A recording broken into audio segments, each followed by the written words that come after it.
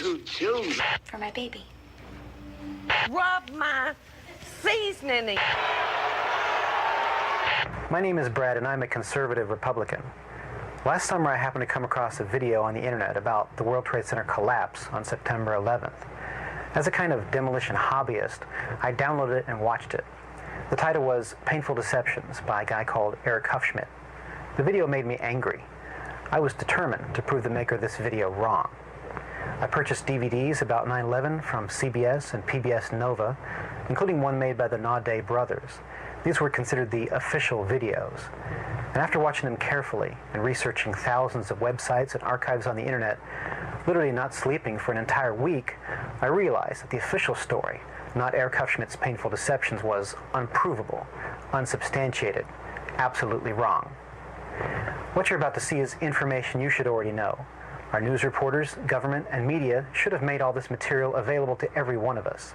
Ask yourself why you've never seen it on TV. This is as close as we can get to the base of the World Trade Center. You can see the firemen assembled here, the police officers, FBI.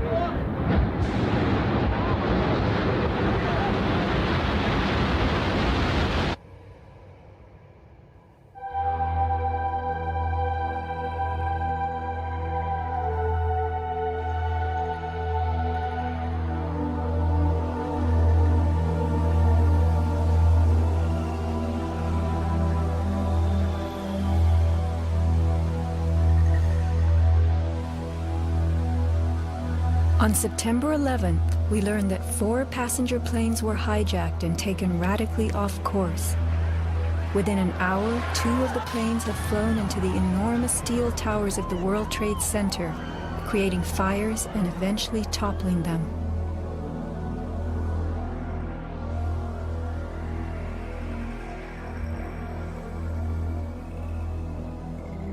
Dazed by the news, the American public soon believed the fires in the towers had burned so hot they caused the steel frames of the buildings to give way.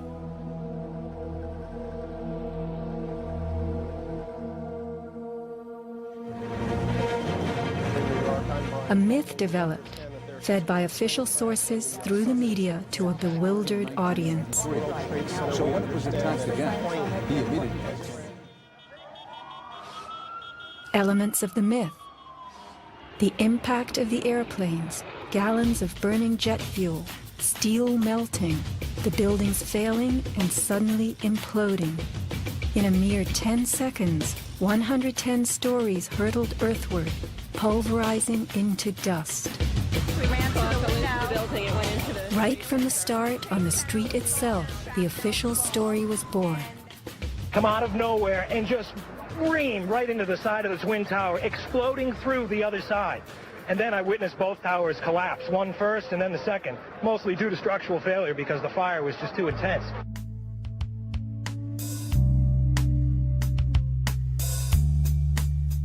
The myth bled into the FEMA report and was echoed by the experts. It was the combination of the impact load doing great damage to the building, followed by the fire, that caused collapse. John Skilling and Les Robertson were the structural engineers who designed the streamlined steel frames of the Twin Towers in the 1960s. Because a wayward Army bomber flew into the Empire State Building in 1945, the towers were built with skyscraper crashes in mind. The airplane we were envisioning was the largest airplane of its time, flying slowly and low, lost in the fog. We designed the buildings to take the impact of the Boeing 707 hitting the building at any location. But the aircraft that hit the towers was a Boeing 767, heavier than a 707, fueled for a transcontinental flight and traveling fast. 707s and 767s are comparable. The maximum takeoff weight of a fully loaded 707 is almost 334,000 pounds. As airplanes only carry the fuel load they need, the smaller Model 767s that struck the towers were not, in actuality, maximally fueled or close to their maximum takeoff weight. As for the heat of the fires, listen to the radio communications of these New York City firemen. We got two isolated pockets of fire. We should be able to knock it down 2 lines. Where you know that? 78th floor. We got two isolated pockets of fire. Isolated pockets of fire. 2 water lines to knock them down. FEMA's executive summary relays that much of the fuel in the planes, jet-grade kerosene, was consumed by the initial fireballs and the following few minutes of fire. It then tells us that the burning jet fuel spread between floors and ignited the building's contents, causing more fire and generating heat. This was somehow enough to bring down the tower's 47-column steel core, 236 exterior columns, and thousands of steel trusses all at the same time. Watch the tower smoking in the aftermath of the plane strikes. If you have ever tried to light a wood fire, you will know that smoking logs tell you the fire is not burning successfully. Smoke is the sign of an oxygen-starved fire. The Twin Towers stood for over an hour, smoldering but not flaming. During that time, thousands of people were evacuated by way of the stairwells. Others, trapped by debris, stood in the smoke-filled windows and signaled for help. In fact, the towers did what they were built to do. The building was designed to have a fully loaded 707 crash into it. That was the largest plane at the time. I believe that the building probably could sustain multiple impacts of jetliners because this structure is like the mosquito netting on your screen door, this intense grid, and the jet plane is just a pencil puncturing that screen netting. It really does nothing to the screen netting.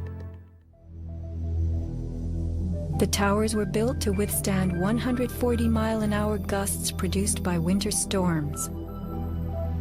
Anyone in them on a windy day could feel them swaying. The single impact of a jetliner was no more of a blow than the continued battering of a hurricane. I was just putting my stuff away, and all of a sudden we heard a loud crash, and the building started shaking, kind of moving like a wave. New Yorkers were stunned 1 hour later when the first tower fell. To the best of my knowledge, the considerations of the fuel in the airplane in terms of an explosion or a great fire was not considered. Now, we were not responsible for that aspect of the design.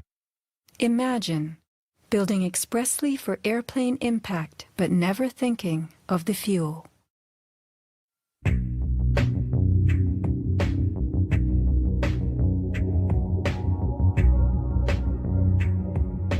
Never before in the history of the world has a steel building collapsed due to fire. I have not seen, until recently, a protected steel structure that has collapsed in a fire. True infernos have raged hot and long in steel-framed buildings, but not one of the buildings ever came down. In 1975, the World Trade Center's North Tower suffered a nighttime fire that flamed for 3 hours, spreading vertically from floor to floor. It burned twice as long as the fires of 9/11 without even a hint of a building collapse. In February 2005, the Windsor Tower in Madrid, a skyscraper undergoing reconstruction, sustained a 20-hour fire. This is what was left, a standing building strong enough to support a crane. Compare a 20-hour inferno to 90 minutes of smoke.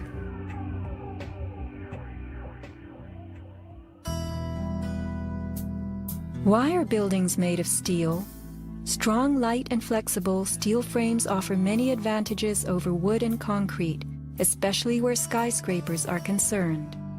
Steel makes big buildings relatively light, with tremendous load-bearing capacity. The upper floors won't crush the floors beneath them, and steel holds up better to weather and fire. Most skyscrapers are built on steel or concrete frames, which is a grid of columns and beams that goes all the way through the building.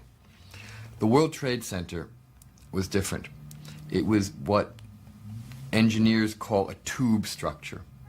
It was a very, very strong mesh of steel that surrounded the exterior. Inside, there was the core, a rectangle of 47 columns made of 4-inch thick steel at the base, thinning with increasing height. The cores combined might with ingenuity, anchoring the towers and allowing them to flex. Look at the size of this steel.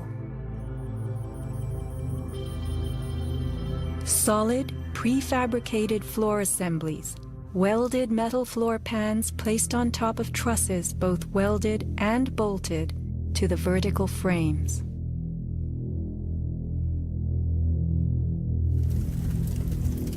The story we were told. This rock-like steel grid gave way because fire warped the trusses, causing the bolts to fail. As the trusses sagged and fell, the floors dropped with them. In its 2002 documentary, Why the Towers Fell, PBS creates a video model. Once the trusses fail, the floors they were holding cascade down with a force too great to be withstood. The result is what's called a progressive collapse, as each floor pancakes down onto the one below. What remains standing? The tall, indestructible core. Why does PBS fail to explain the complete disappearance of the Twin Towers' cores?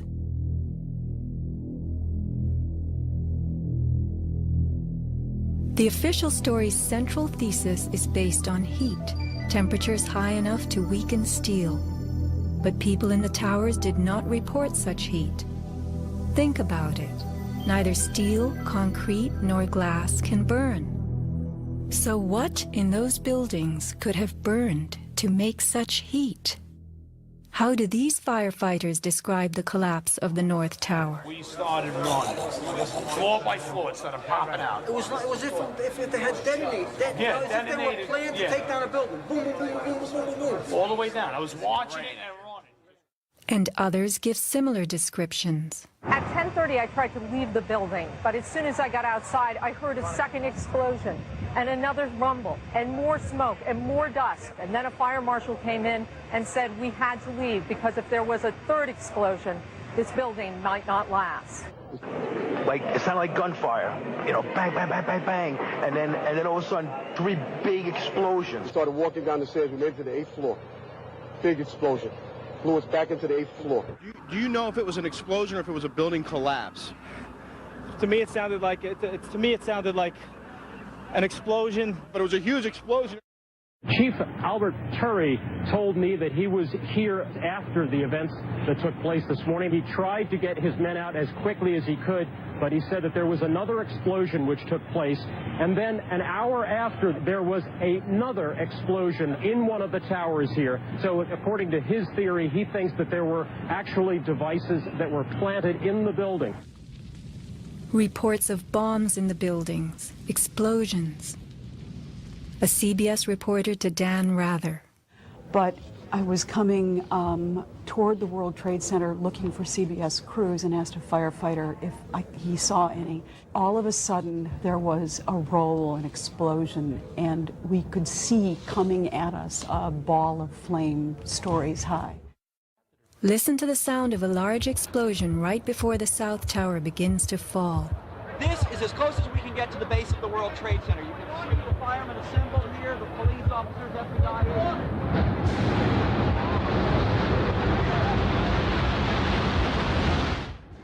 Sound reaches us after what we see. If the boom we just heard was the sound of the building collapsing, it would follow the collapse. Instead, the boom is heard before. Whoa, whoa, whoa. Bring it back.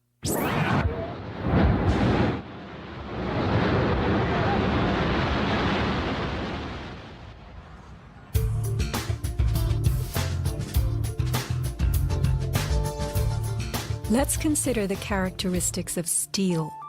Steel is an alloy of iron containing added carbon for flexibility, workability, and strength. In the days of old, blacksmiths heated iron till it was red and pounded it for hours to form it. Horseshoes, knife blades, and plowshares were typical creations. Steel was introduced in the mid-1800s, and by the end of the century, with the advent of the blast furnace, found widespread commercial use. A blast furnace is known as a controlled environment. High temperatures are reached as oxygen is pumped into a closed space. How and when does steel melt? Steel melts at temperatures of 2750 degrees Fahrenheit and above, attained only in a blast furnace or when a powerful incendiary such as thermite is used. Steel or any substance that is burned will never become hotter than the temperature of the fire or heat applied to it. An open-air hydrocarbon fire reaches a maximal temperature of some 1200 degrees Fahrenheit in a dirty or uncontrolled burn, characterized by red-orange flames. Red-orange flames are what we saw on September 11th. Even the fireball caused by the plane strike was red-orange.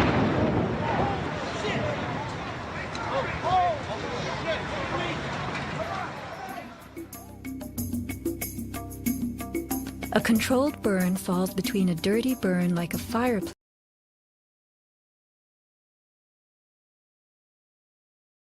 employs a regulated mix of air and fuel, an example being your gas stove or the engine in your car.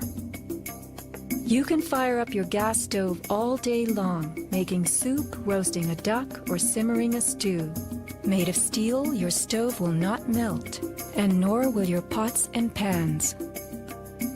This is a kerosene heater designed for use in any ordinary house. The heater runs on jet-grade kerosene contained in this tank. Made of steel, the heater can operate all night and all day. The kerosene fumes ignite and burn inside it, never causing even the smallest part of this heater to weaken or melt. Yet we were led to believe that these tremendous buildings, framed in steel and surfaced in aluminum, totally collapsed from small scattered fires and 90 minutes of smoke. Take note of these hurtling beams, thrown laterally outward as the tower comes to earth. Would fire have the strength to eject such huge hunks of metal? MIT engineering professor Thomas Eager's 2001 paper is officially considered the academic standard for explaining the World Trade Center collapses. In it, he tells us that steel loses half its strength at 650 degrees Celsius, and that the fires that day did not get much hotter than this. He stresses, however, that the fires did not burn evenly. It was the uneven temperatures that caused the steel to deform and some of the floors to fail. These falling floors brought down the whole building. While it was impossible for the fuel-rich diffuse flame fire to burn at a temperature high enough to melt the steel, its quick ignition and intense heat caused the steel to lose at least half its strength and to deform, causing buckling or crippling. This weakening and deformation caused a few floors to fall, while the weight of the stories above them crushed the floors below, initiating a domino collapse. In plain language, straight from MIT.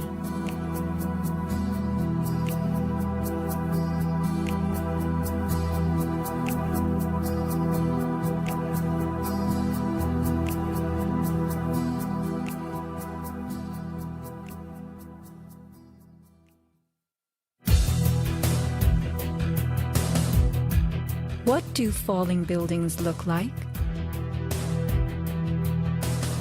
What do demolitions look like?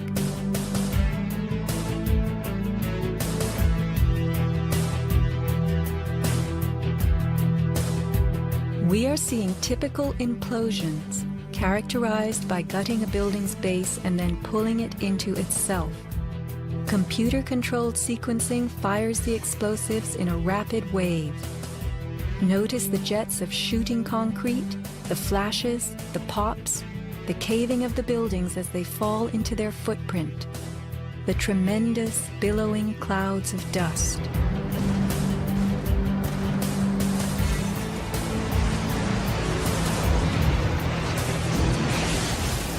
Now let's look at the collapse of the Twin Towers.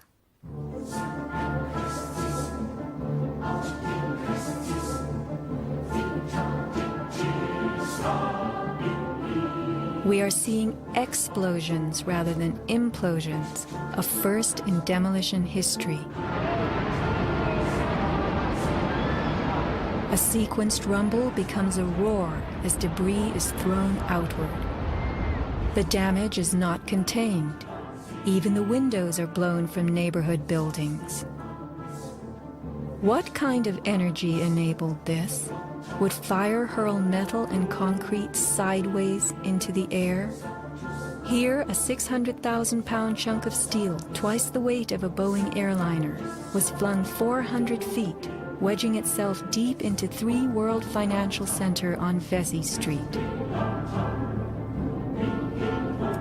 A FEMA photographer taking pictures of Ground Zero wondered why so many steel beams were jutting from neighborhood buildings. Watt shot pieces of the towers all the way across the street.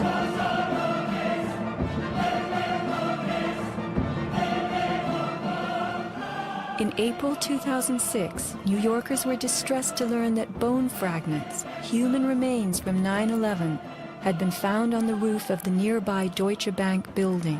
And how, in God's name, did those fragments get there? It surprised me that there was still bone fragments or human remains that had not been discovered. How is it possible that after 5 years they're finally looking on the rooftops of the Deutsche building? I mean, that's crazy. And bone fragments less than a centimeter long. How could they be so small? So much to be explained. Why did the South Tower fall first when it was the second tower to be hit? Watch the top of Tower 2 leaning outward, about to topple. Then, suddenly, it disintegrates in midair. What causes this giant slab of steel and concrete to turn into dust before our eyes?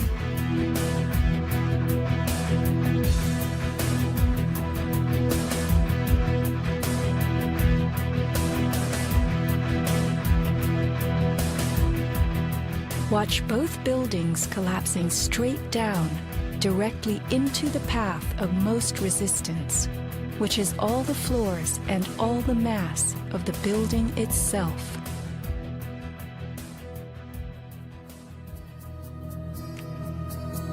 The World Trade Center towers came down in approximately 10 seconds. Seismic data from Columbia University puts the North Tower collapse at about 8 seconds and the South Tower at approximately 10. Lynn Simpson, a survivor from the 89th floor of the North Tower, describes the site. And I saw the Trade Center literally collapse in upon itself floor by floor by floor, and it took seconds for it to happen. It was a massive building, and it just pancaked. 10 seconds. These are 110-story buildings coming to Earth at free fall speed, the rate at which an object drops through air. The lower floors would need to give way completely as the floors above them fell. Can a person walk through a closed door as quickly and smoothly as one that is open? A 10-second collapse means the upper floors encountered no resistance from the undamaged floors beneath them. Watch the demolition wave rushing straight down.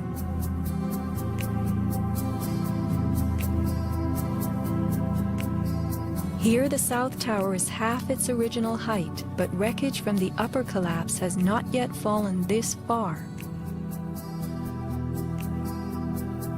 We are watching a demolition moving faster than gravity itself, a building bursting into powder from top to bottom.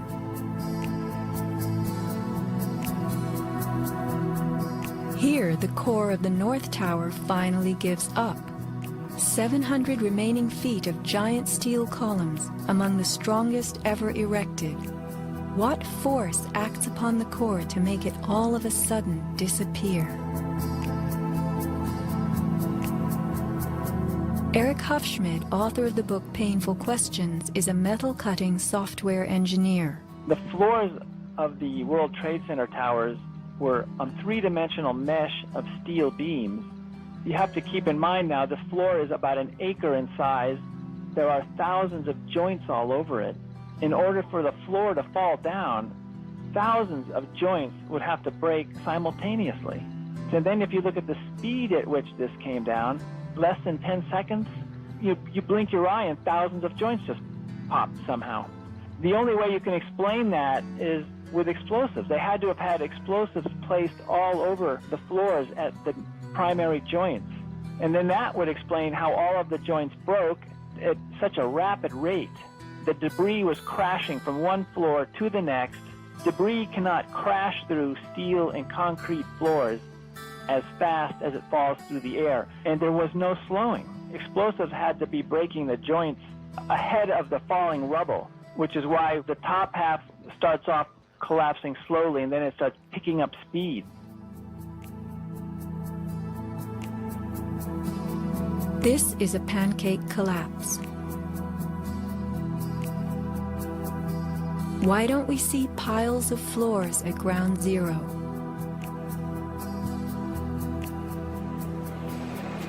And paper blown everywhere. Wouldn't a pancake collapse have trapped the contents inside? What blew this paper all over New York? If you were to drop a billiard ball from the top of the Twin Towers, it would hit the ground in just over 9 seconds, the average time it took for the towers to fall. Helped by gravity and falling through air, the ball will gain speed. The calculation for a pure pancake collapse of 110 stories, with each floor pulverizing to get out of the way, is 96 seconds. In the real world, with the floors creating resistance, a pancake collapse would lose speed. Never would it gain speed.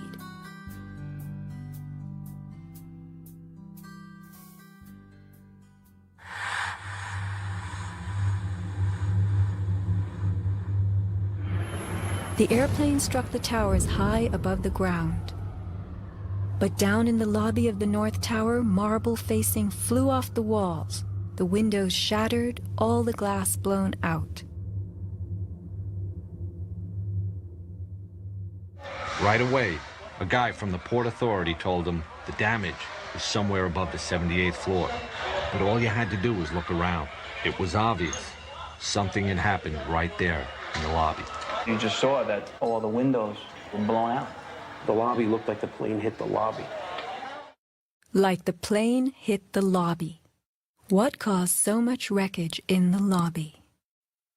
William Rodriguez, a maintenance employee at the World Trade Center and the last human being to exit the towers alive, describes a giant blast below his building. And all of a sudden, we heard an explosion. It was a huge explosion that came from under my feet, meaning that it came from the sub-levels between B2 and B3. And then there was a huge explosion at the top of the building. You could hear the difference from the bottom and all the way through the top. The one from the top, which was actually seconds after, was heard very far away. The one at the basement was pretty loud, and you felt your actual feet moving with the floor. The tremor that is sent through the floors, that the walls cracked and the false ceiling totally collapsed. And that's when a person named Felipe David came running into our office saying, "Explosion, explosion, explosion." And when I saw him, he has all his skin pulled from under his armpits and missing pieces on his face. An explosion deep down in the tower before the plane crash 95 floors above. Others lived to report enormous explosions below the towers. Construction worker Philip Morelli was in North Tower's sub-basement 4 at the time of the first plane strike. I go downstairs, the foreman tells me to go to remove the containers. As I'm walking by the main freight car of the building, in the corridor, that's when I got blown. I mean, the impact of the explosion, of whatever happened, it threw me to the floor, and that's when everything started happening. Blown to the floor. Let's hear what happened next. I was racing, I was going towards the bathroom. All of a sudden, I opened the door, I didn't know it was a bathroom, and all of a sudden a big impact happened again. And all the ceiling tile was falling down, the light fixtures were falling, swinging out of the ceiling. And I come running out the door, and everything, the walls were down, and now I started running towards the parking lots. There was a lot of smoke down there, there was a lot of people screaming. People came with us running up the ramps. Philip then ran underground to the South Tower. You know, you got to go clear across the whole from 1 to 2 World Trade Center. You know what I mean? That's the way you got to run. And then all of a sudden it happened all over again. Something else hit us to the floor. Right in the basement, you felt it. Walls were caving in, everything that was going on. I mean, I know of people that got killed in the basement. I know of people that got broken legs in the basement. People that got reconstructive surgery because the walls hit them in the face. Engineer Mike Pecoraro in the 6th sub-basement found the parking garage and machine shop reduced to rubble.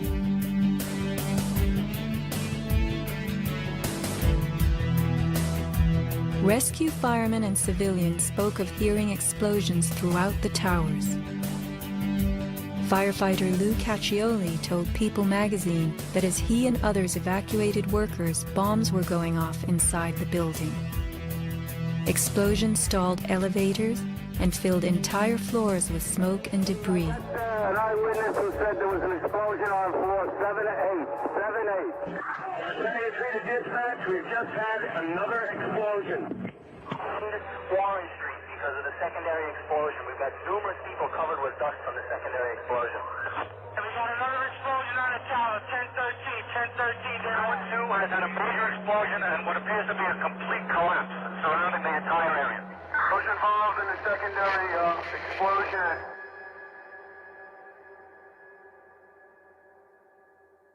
William Rodriguez, helping the firefighters, reports blasts within the North Tower well before it fell.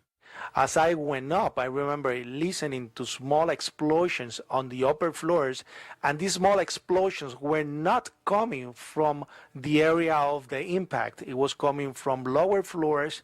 And when the second plane hit the South Tower, we heard boom. When we heard boom, inside our building, the North Tower, we heard pa pa pa pa pa pa pa pa. And on the security radio, we heard, we lost 65, meaning the 65th floor collapsed. And as we went down the stairwells, you could hear the actual collapsing inside the buildings. You heard rumble, you heard the cracking of the walls, I mean, pieces falling right next to us of the actual building.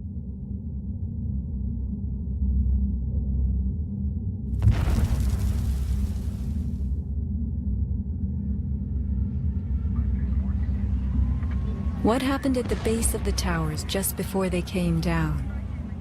Smoke appeared at street level.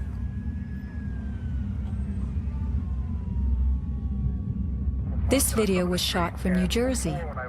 An explosion is heard as white smoke rises at the base of the building. Now people are gathering in large groups. In fact, at one corner, smoke is coming from the city. Folks stepping out of bodegas.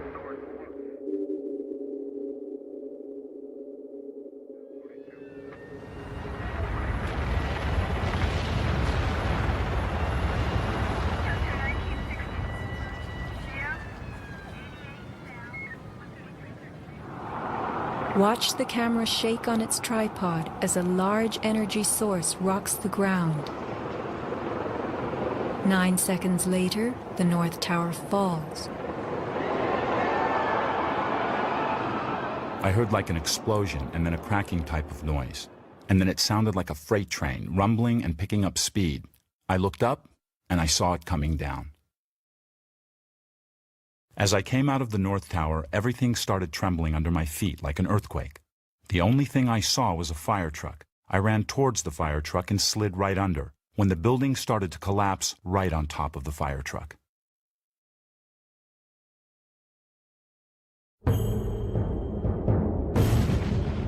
Across the Hudson River, Richard Siegel was filming an astonishing day. The sound meter of Richard's camera caught something very significant. Adjusted for the distance involved, as sound travels more slowly than what we see, the camera registered multiple explosions in the towers. Here is the South Tower record. Then the building fell.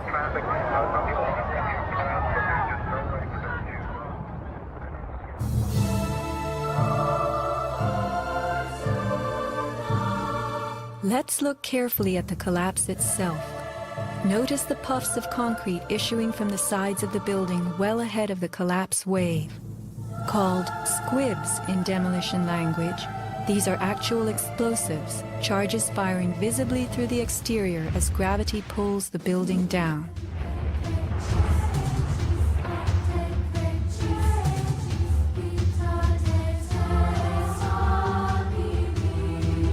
Here are more.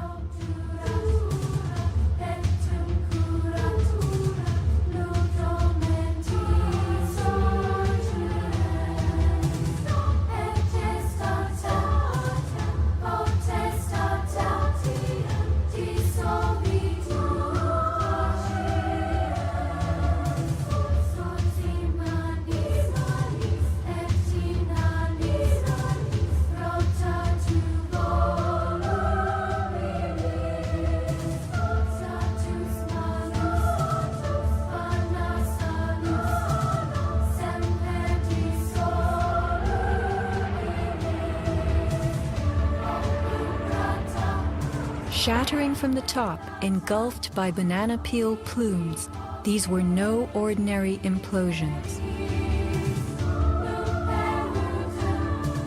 The Twin Towers each consisted of 3 multi-story buildings set on top of one another. To sustain the weight of so many floors, the sky lobbies had to be extra heavily reinforced. Watch a big squib coming from the sky lobby band.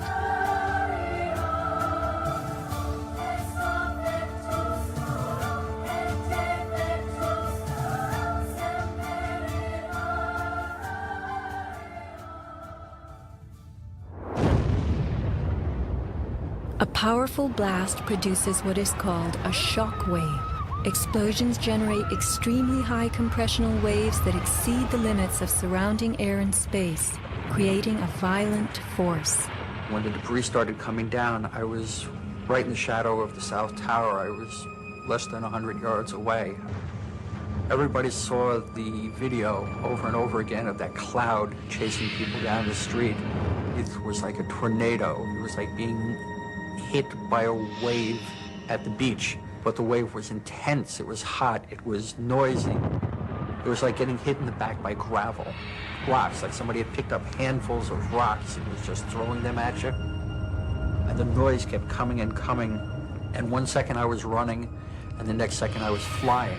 I was just, I had no control over my feet, no choice as to what direction I was going. I was in the air, and it seemed like I was being followed by this tornado of darkness. The South Tower fell first. This is the shockwave blast as it rocks the tower next door.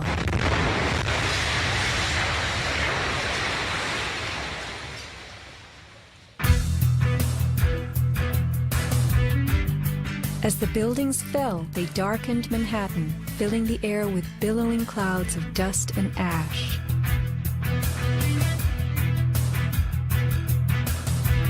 What produces these huge, scudding, cauliflower-like masses of slowly moving dust? True, a 110-story building has just been reduced to 1 million tons of rubble. But is there anything in our experience we can compare it to? A volcano.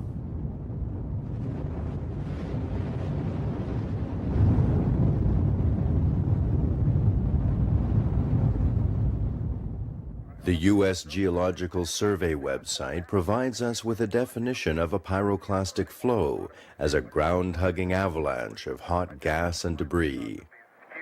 The rising gas chimney is clearly visible in this photo of the North Tower implosion with pyroclastic flows between buildings. The cauliflower shape of the debris clouds is a telltale sign of pyroclastic flows generated by massive explosions typical of volcanic eruptions and controlled demolitions. The second building that has gone down. A pyroclastic surge can even flow over water as hot gases carry dust created by explosive energy. Here, the South Tower implosion creates a pyroclastic surge moving out over the Hudson River. A volcanic eruption produces exactly the same thick, scudding ash, heavy with debris, hugging the ground as it flows out from a tremendous internal explosion.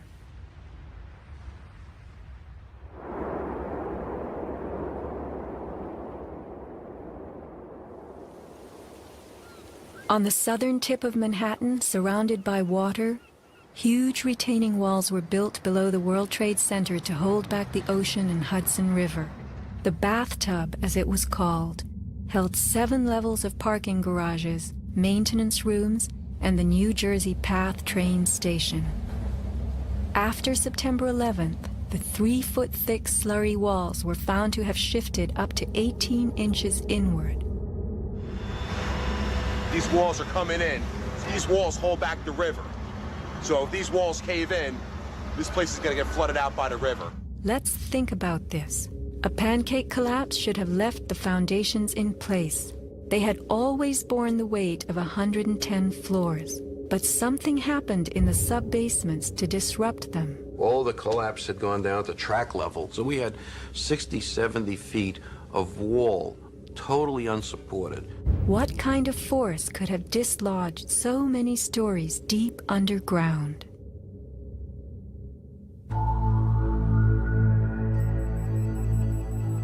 The pile itself seemed to have a life of its own. It spewed fire when we dug into it. The ground continued to burn. Les Robertson publicly reported that 3 weeks after the collapse, live fires burned and molten metal still flowed underground. You see how this debris is still smoking?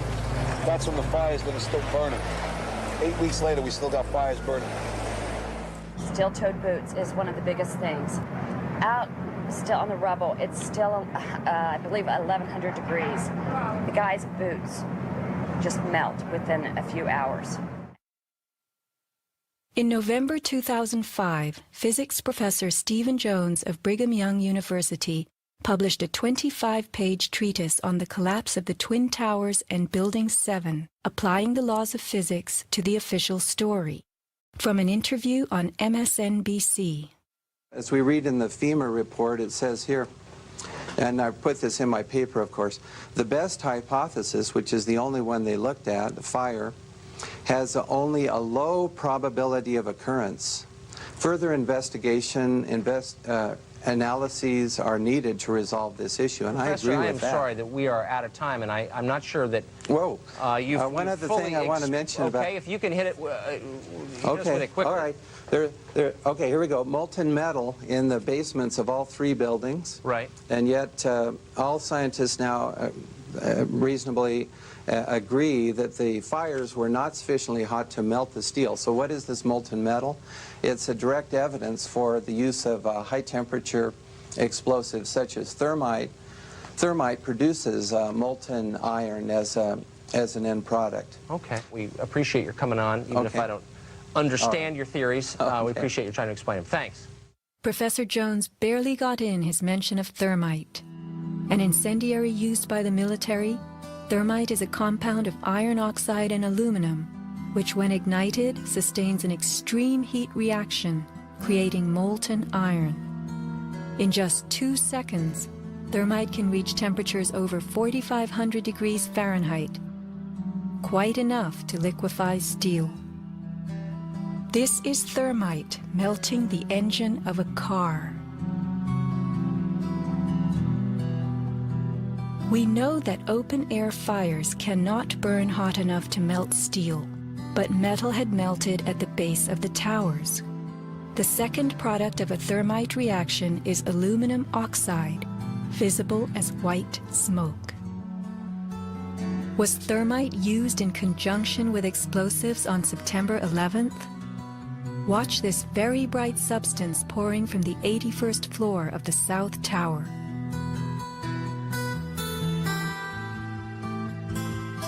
And white smoke appeared at the base of the building.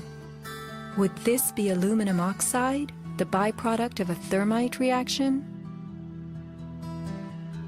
Appendix C of the FEMA report describes sulfur residues on the World Trade Center steel. The New York Times called this the deepest mystery of all. Sulfur slightly lowers the melting point of iron, and iron oxide and iron sulfide had formed on the surface of the structural steel.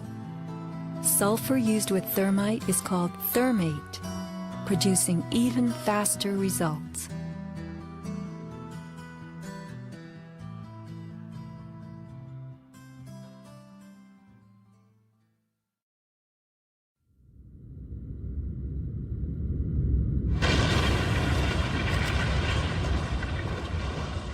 Let's look at what happens in the demolition industry. Taking down large structures requires preparation. Powerful explosives and heavy equipment are used in advance to weaken the foundation and bottom sections of a building before additional explosives and gravity bring the rest of it down. The words of a senior blaster. We blow the basement, all the columns in the basement. Then we crack it up at the top to get it started. We go every other floor, all the way down. Every explosive has a timer on it, that's why it's controlled.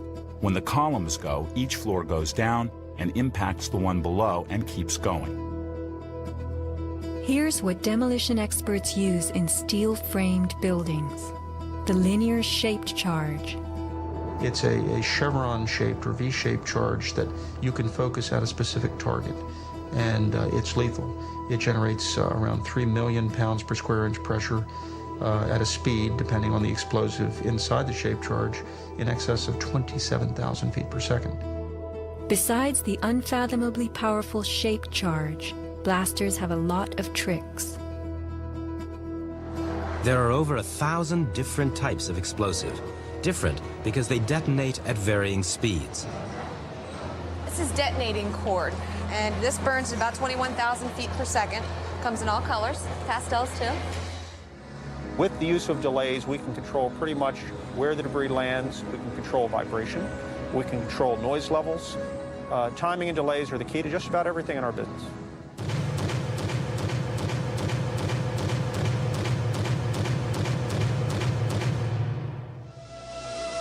And what is the result? The thing that pleases me is the fragmentation and the control. One to take a building and break it up into millions of pieces and put it in this basement as artfully as we do it, and it works just like clockwork. So we've got it all down to a science. It gives me goosebumps to talk about it.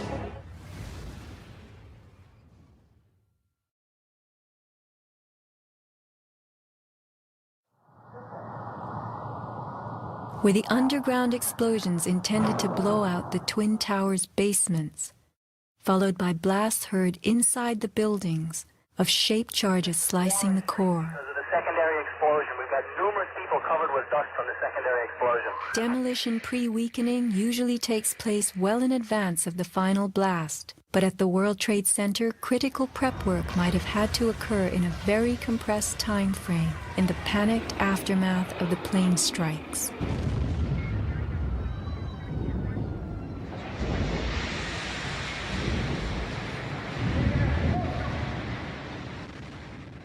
These core columns were discovered after the collapse. The angled cut occurs in exactly the manner that shaped charges slice through steel beams to control the way they fall. Notice the hardened, once liquid metal. Was thermite used with the shape charge? The job of the shape charge is to cut steel H-beams. The way we do this is by cutting the beam at an angle, which, through a series of beams cut at the same angle, will tend to make the building shift over and walk. Let's look at the rubble of two 110-story buildings brought to the ground. In a 7-story crater lie nearly 2 million tons of debris. Had the basements not been blown out, where would 2 million tons have gone? Heaped on the ground, ready to slide and spill? The art of controlled demolition.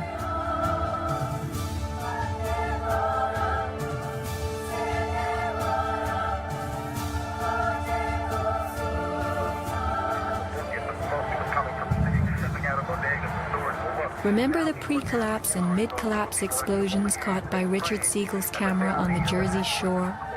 Were these the blasts that took out the core and upper basements?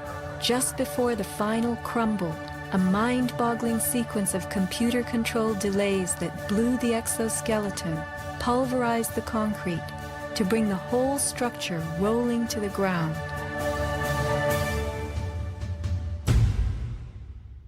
Was this the story of that day? Inside our building, the North Tower, we heard pa pa pa pa pa pa pa pa pa. And on the coming from the city, folks stepping out of bodegas and stores for work.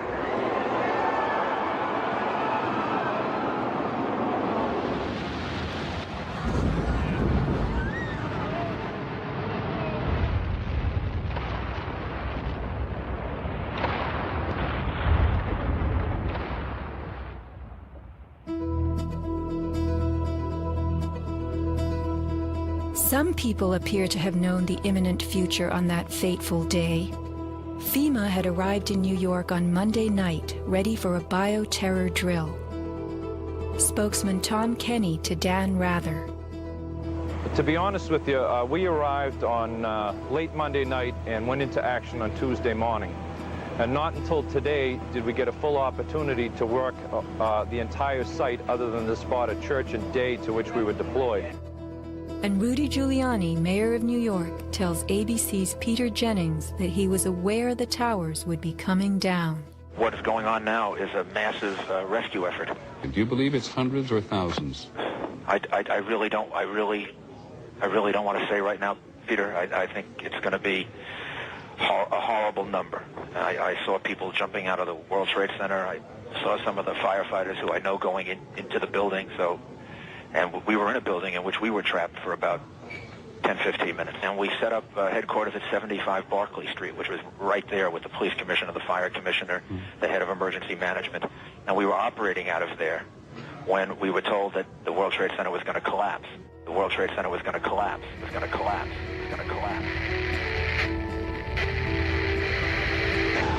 Similarly, Larry Silverstein, new leaseholder of the World Trade Center, regretfully declared that a decision was made to pull Building 7 by the end of the day, the last structure added to the World Trade Center complex. Let's hear Mr. Silverstein's actual words, delivered for our benefit in the 2002 PBS documentary America Rebuilds. I remember getting a call from the fire department commander telling me that they were not sure they were going to be able to contain the fire. And I said, you know, we've had such terrible loss of life. Maybe the smartest thing to do is pull it. And they made that decision to pull, and then we watched the building collapse.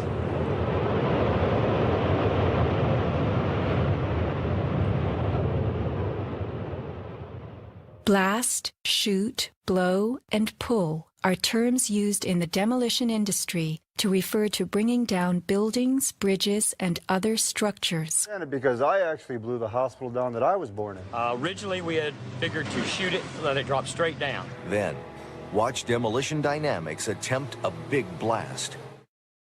And from Ground Zero's own post-disaster wrecking crew. By mid-December, the Department of Design and Construction had leveled World Trade Center buildings 4 and 5. Hello? we're getting ready to pull Building 6.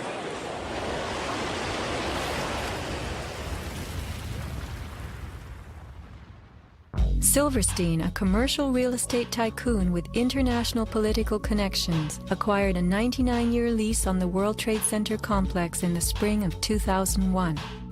Throughout the summer, he reworked the insurance policies on his new property, making sure that it was covered for acts of terrorism.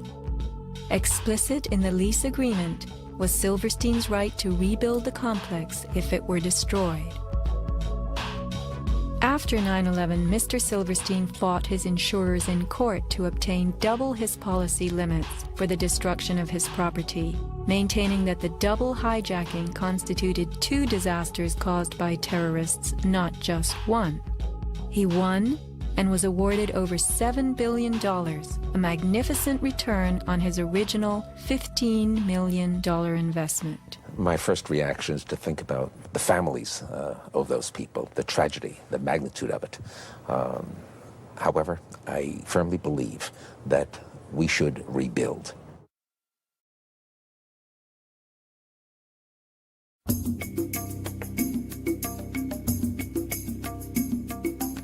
Just in the last few seconds, another building, building number 7, one of the buildings in support of the World Trade Center towers, has collapsed. World Trade 7, functioning as the command center for the complex, housed giant diesel backup and oxygen systems, the mayor's protected emergency bunker, and offices for the CIA, Secret Service, Department of Defense, and Securities and Exchange Commission. Its other tenants were insurance companies, brokerages, and banks. No plane hit Building 7, but at 5:20 p.m. on September 11th, it collapsed in a heap on the ground. Some damage to Building 7 is said to have been caused by debris from Tower 1. Though this New York Times article tells us Building 7 burned like a giant torch, the only visuals that exist are of unidentified smoke and a few small fires. Compare this to the wallops sustained by World Trade Center 3, 4, 5, and 6. Positioned right below the towers, damage to the surrounding World Trade Center buildings was infinitely worse. Still, the structures held up. But somehow, rescue workers knew that Building 7 would fall. Do you hear that? Keep your eye on that building. It'll be coming down soon. A 47-story skyscraper, Building 7 folded neatly in 6.5 seconds, a textbook descent right into its footprint. Silverstein Properties now tells us that its owner was referring to the team of firefighters inside the building when he spoke of the decision to pulling the firemen out of harm's way. However, there were no firefighters in Building 7, according to FEMA, NIST, and Fire Chief Frank Fellini. They were ordered out at 11:30 that morning. 6 hours later, the building came down. You know, we heard this sound that sounded like a clap of thunder. Turned around, it looked like there was a shock wave ripping through the building, and the windows all busted out. And, you know, it was horrifying. About a second later, the bottom floor caves out, and the building followed after that. Radio host Alex Jones notes the mark of a classic implosion. This is a photo taken 1 second into Building 7's collapse. Notice the crimp. If we look at other controlled demolitions, we see that they first blow one of the central columns so the building falls in on itself. If you don't do this, the building falls outward and can damage surrounding structures. Building 7 had a classic crimp or wedge. Its central column was blown out first, so it didn't structurally damage buildings just a few feet away from it. Remember the mayor's emergency bunker? Ensconced on the 23rd floor of Building 7, it was retrofitted with superglass, water, oxygen, and its own generator. But Mayor Giuliani chose to find emergency shelter elsewhere on September 11th. Why Building 7? Even the media and its experts were confused. the History Channel interviews structural engineer Ramon Gilsans, who points out the obvious crimp and even speaks of the implosion. Engineers are not just focusing on the Twin Towers. The most disturbing structural event was not that the Twin Towers fell, but that Tower 7, ignited by flying debris, fell due to fire alone. Building 7 was a steel frame building, and is the first steel frame building that has collapsed due to fire. The failure of the building was an implosion, so it failed completely different than Towers 1 and 2, in which the floors failed first. Why Building 7? Let's ask the question again. As the WTC Command Center, was it the hub for the 9/11 plan? Also, in 6.5 seconds, lost forever were thousands of SEC case files on corporate fraud, including those relating to the notorious activities of giants WorldCom and Enron. A few indictments for stock fraud, but what of the $70 billion California electricity swindle? It disappeared.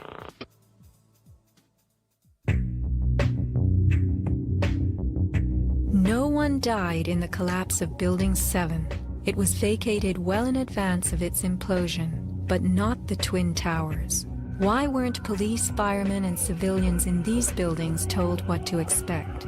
Tragically, employees in the towers were advised to return to their offices. The announcement came on that everything was fine. Tower 1, they were evacuating, but Tower 2 was fine, and we could go back to our offices. We were about to go through the turnstile. The security guard says, "Where you guys are going?" I said, "Well, I'm going home because I saw fireballs coming down." He said, "No, your building is safe. It's secured. It is safer to stay in your building. Go back to your office." Stanley Prayamnath returned to the 81st floor.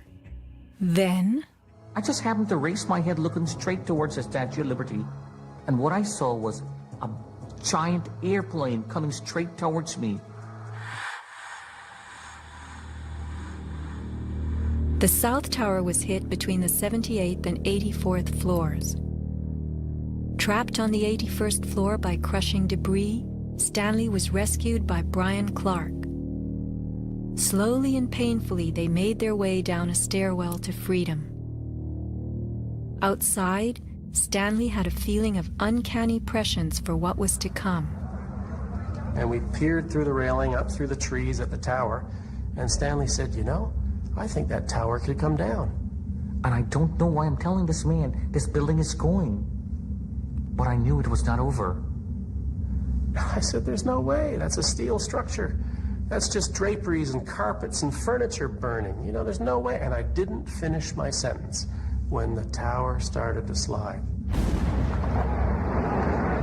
And I can still remember hearing, first of all, this boom, boom, boom explosions.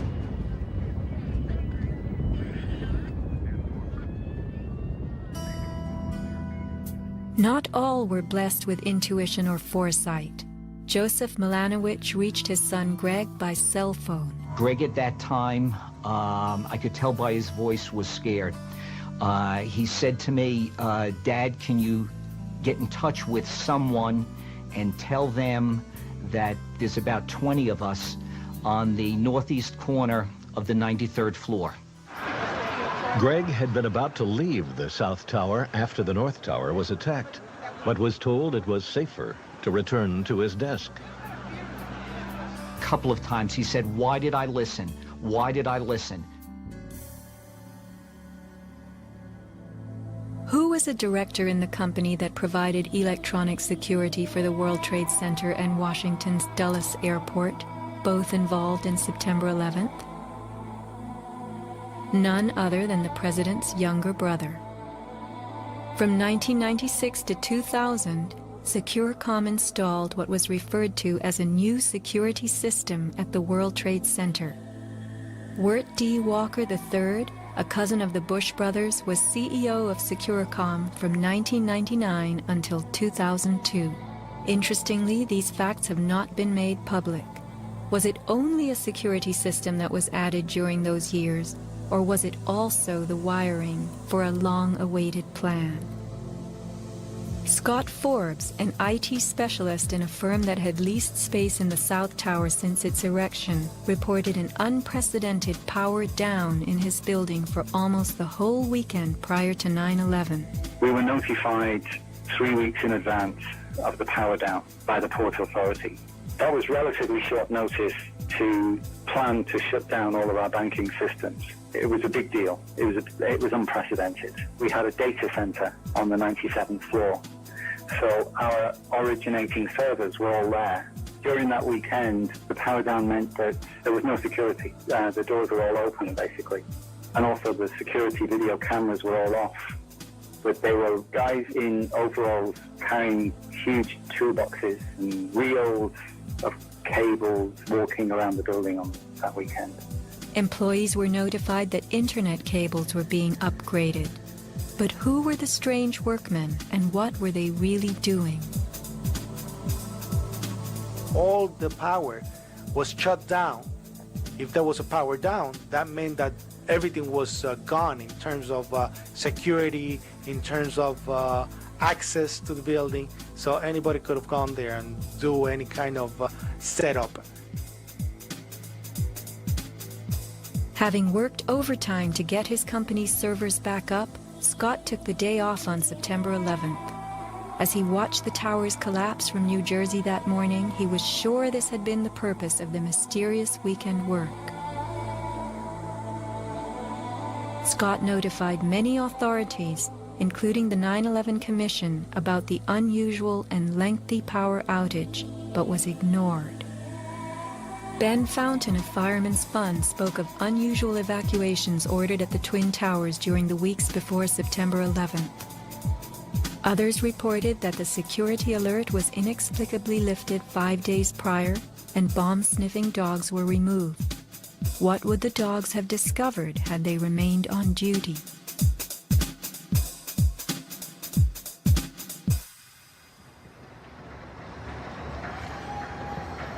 Not long after the disaster, Lower Manhattan saw banners like this one. Although they were idolized as cathedral-like symbols of power and triumph that pierced the New York skyline, the Twin Towers were big money losers for the Port Authority of New York. They cost millions a year to equip with the basics: electricity, water, heat, air conditioning, sewage, and even oxygen, being airtight. As modern communications connected traders from all corners of the globe, tenancy in the Twin Towers continued to drop. The towers presented another problem. Decades ago, their steel beams had been sprayed with fireproof asbestos, a cancer-causing material banned from use in building in the mid-1980s. Although the World Trade Center complex was given several waivers, it was expected to clean up its act. But to remove the asbestos from every supporting beam in the Twin Towers would have been almost undoable. Quotes for this cleanup ran over $1 billion, and no insurance company was willing to bear the cost. An urban renewal project of unfathomable proportions. Given the tower's issues and problems, September 11th proved an unexpected bonanza. The Trade Center was built in the 1960s to revive a rundown area of New York, and 40 years later, urban renewal could again take place. 2 white elephants were removed, and a brand new complex is in the works. The full height of the new Freedom Tower will soar to 1,776 feet.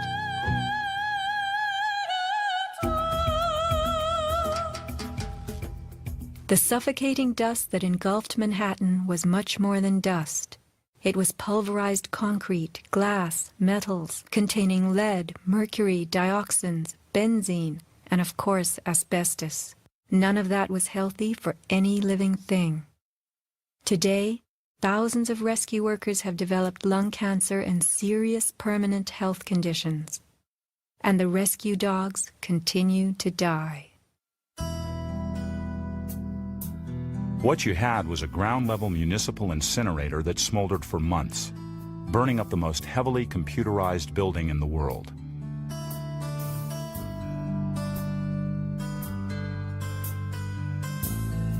Patients have had black paste coming out of their pores. They have reported bowel movements that are blue or green and have smelled like smoke, despite the fact that they have not been at a fire scene for months. Only 3 days after September 11th, Washington instructed the EPA to declare Manhattan safe and reopen Wall Street, though the air remained toxic. A federal judge is blasting the former head of the Environmental Protection Agency for telling New Yorkers it was safe to return to their homes and offices near Ground Zero soon after the 9/11 attacks. The judge called Christine Todd Whitman's actions, quote, conscience shocking, and refused to grant her immunity. It was documented that the White House ordered EPA to tell these lies, to downplay the seriousness of the environmental hazards. In addition, 9/11 first responders who have fallen ill and applied for aid have been denied.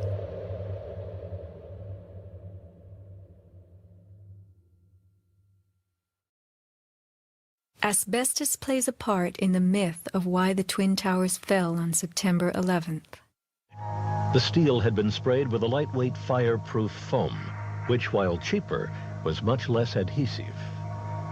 The New York Times has reported that the foam fell off easily, and the Port Authority had been fixing and replacing missing sections in the months before September 11th.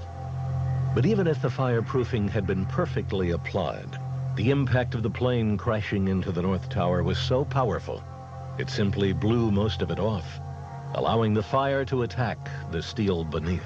Once the planes hit, whatever condition it was in before the fact, made no difference because an impact would knock it off and the fire would have devastating effects on the steel. One good smack from a jet plane and the puffs of asbestos are all blown off the steel. Would a few hundred doors slamming do the same thing? Here, the History Channel tells us how, due to poor fireproofing, flames swept through the pockets between floors. As much of the fireproofing had been dislodged on impact, the flames were attacking unprotected steel.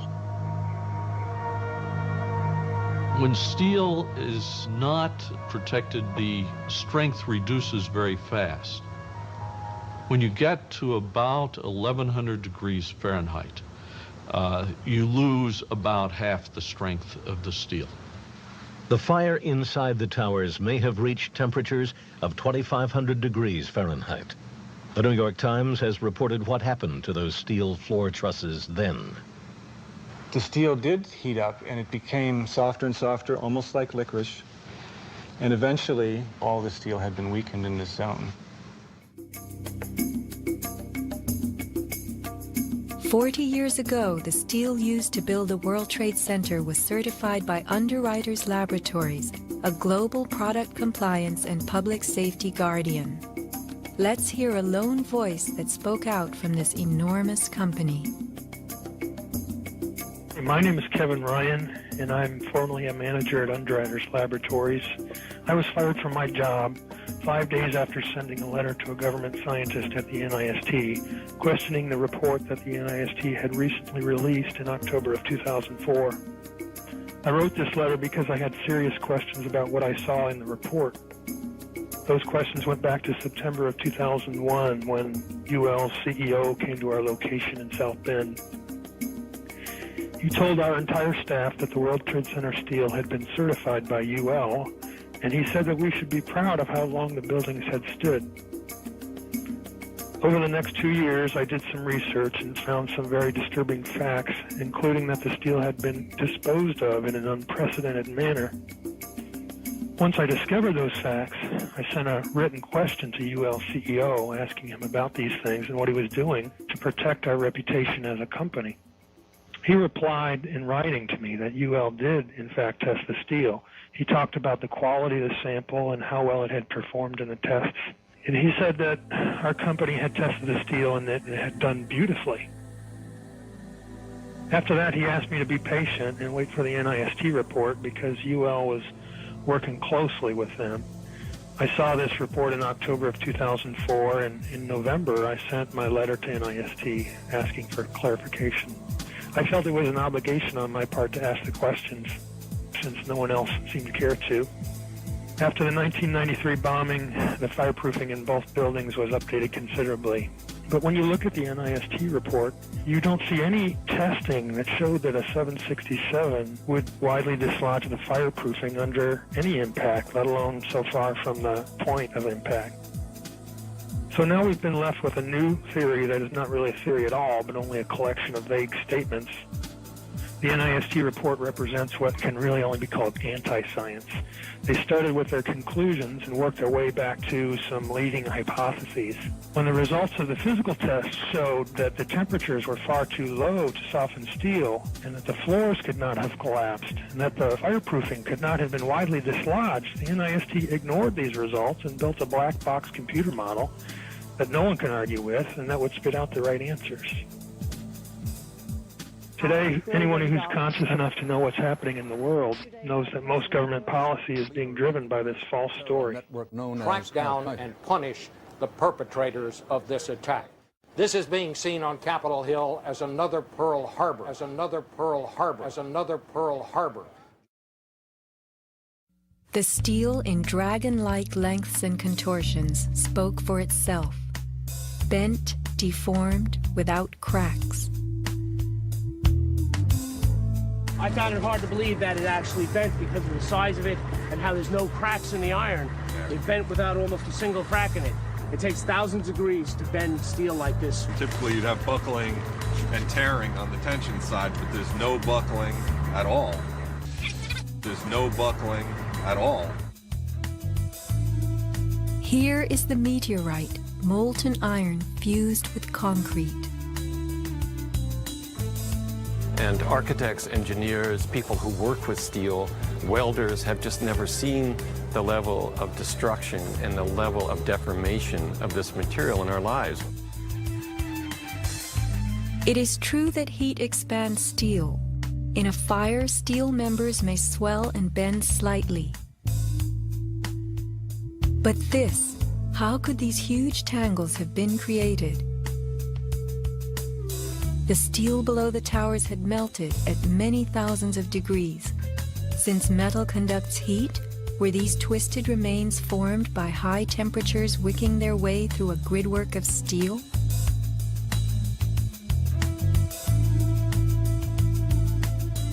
Explosives also deform steel. As they fire, gas pushes outward. The force of the gas can easily bend a large steel column.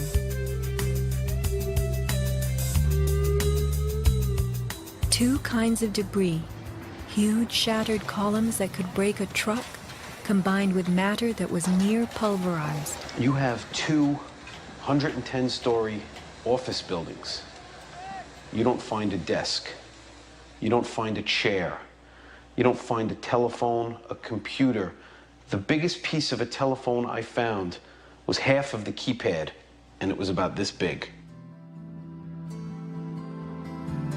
In 1886, 4 gold miners lost their lives in an underground explosion. The bodies of these 4 men were brought to the surface in one barrel. The biggest piece recovered was part of a foot. September 11th left over 1,100 bodies unaccounted for. At Ground Zero, this was found inside a length of steel.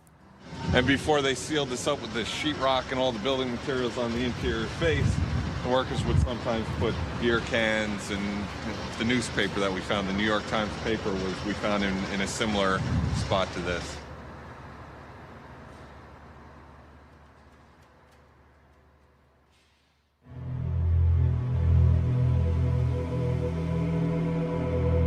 Secrets cannot be kept forever. Just as that newspaper from 1969 revealed itself to us decades later, we will someday know the inside of September 11th. The reasons for the staging of such a production go far back into time. Insurance policies covered nearly everything in the World Trade Center that was destroyed. But what if certain commodities could be removed in the nick of time? Gold and silver held by commercial banks and the COMEX exchange is said to have been stored beneath Ground Zero. This single cache belonging to the Bank of Nova Scotia was unearthed and made public. Was there more, and was it removed, remains a question.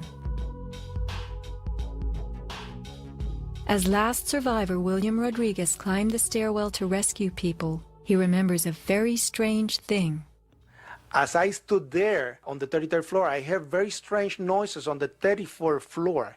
Now, the 34th floor was an empty floor, a floor that did not have any kind of walls, or it was a construction floor. It was totally hollowed out. There was nothing there, and I heard very heavy equipment being moved around, and it sounded like dumpsters with metal wheels being moved around, and I got scared because I knew it was an empty floor. Nobody was supposed to be there. As a matter of fact, not even the elevators stopped there. You have to have a special access key to open the door on the 34th floor. So to find that there were strange noises there, and I continue actually bypassing that floor because I didn't dare to open the door on the 34th floor. Something told William Rodriguez not to mess with the 34th floor. I got scared. Yet William Rodriguez was not a man who was scared that day. He remained in a burning building against firemen's orders, endangering his own life as he saved the lives of others. What could have been happening on the 34th floor? For weeks, Scott Forbes had heard similar noises on the 98th floor above him. It must have been at least 4 to 6 weeks before 9/11. It was like rebuilding work going on upstairs. The tenants, the people from Aon who had been were moved somewhere else, the offices were just vacant. And there was a lot of heavy machinery building work going on. It was almost like pneumatic drills and lots of hammering, so much so that the floors were shaking. That's how noticeable it was. It was almost as if something heavy was being moved and then it was being taken off wheels, and it was like boom. Our floor underneath literally shook. You could feel the weight above you. That was how large it was. On one occasion, I opened a door to see what was going on, being nosy. When I opened the door, the whole office space was empty. There was nothing there at all. It was quite bizarre because it was just empty. Completely empty, barren, nothing, zero. Not even cables hanging from the ceiling, but there'd been these heavy noises and vibrations up above. It was really strange. And the noticeable dust in the building the week before. It was probably the week leading up to 9/11. Every morning I'd come in around 7 a.m. and the dust was incredible. It was filthy. It was like the cleaners weren't cleaning.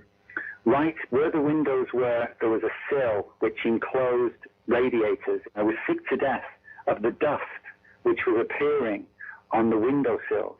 It was dirty grey and very, very noticeable in that week leading up to 9/11. Where was that dust coming from? Grey dust Scott himself had to clean. Was it powdered cement?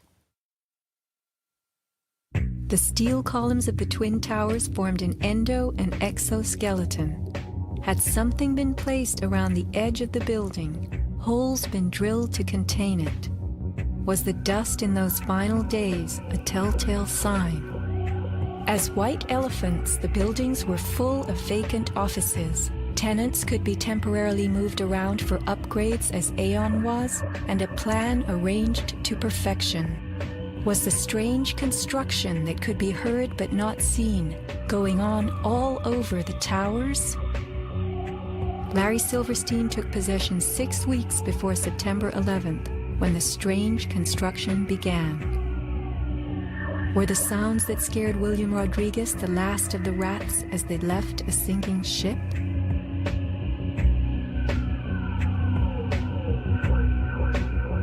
By taking a day off, Scott Forbes saved his life. This woman was not so fortunate. She is 9/11's Iphigenia, calling soundlessly to people who could not help her. Christopher Hanley, trapped with 100 people on the 106th floor of Tower 1. Fire Department 408, where's the fire? Yeah, hi. I'm on the 106th floor of the World Trade Center. We just had an explosion up here. What building are you in, sir? 1 or 2? 1 World Trade. All right. Yeah, there's smoke, and we had about 100 people up here. Sit tight. Do not leave, okay? There's a fire or an explosion or something in the building. All right? I want you to stay where you are. Yes. Kevin Cosgrove trapped on the 105th floor of the South Tower. There's smoke right there, 105, 2-5. It's right there, it's black, it's iron. My wife thinks I'm all right. I called her and said I was leaving the building, I was fine, and bang. The 3 of us, 2 broken windows. Oh, God!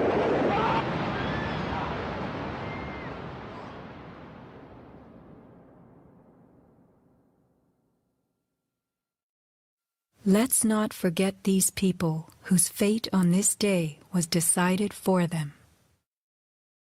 As we know, secrets cannot be kept forever.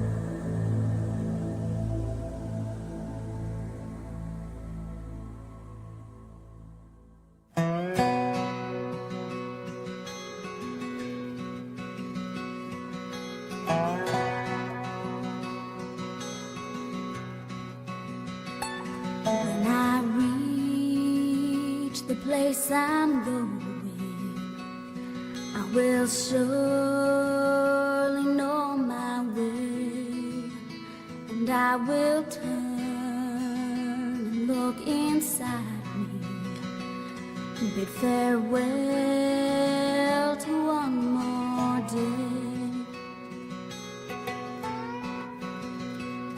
Every light begins with darkness.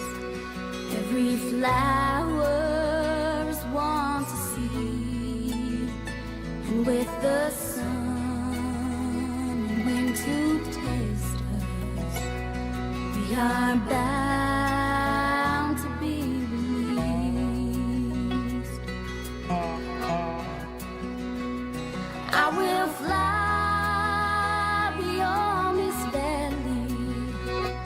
I will open up the gate, and when I reach the place I'm going, I will surely know my way.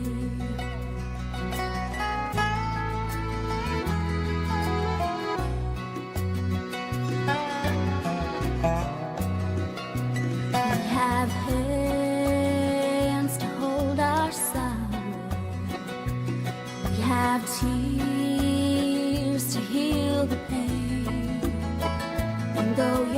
eyes ask many questions. On your lips I hear my name. I was born without a whisper. I was born beneath the rain. But when I reach the place I'm going, I will surely know my way. I will surely know my way.